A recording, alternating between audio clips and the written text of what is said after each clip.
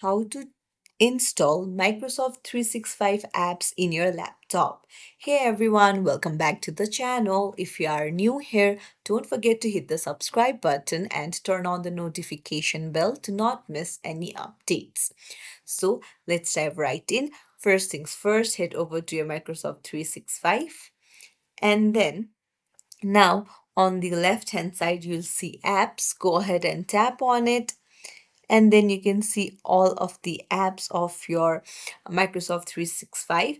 You can easily use it in your browser, but if you want to install it, you can see an option in the top right. You just need to tap on it, and then you can see install Word, Excel, PowerPoint, and more. Just tap on it. So you will be redirected to a new page, and from here, you will need to tap on uh, install Office, and then once you do that, all of the apps will be installed in your laptop. It's as simple as that. If you found this tutorial helpful, don't forget to like and subscribe to our channel for more tips and tricks.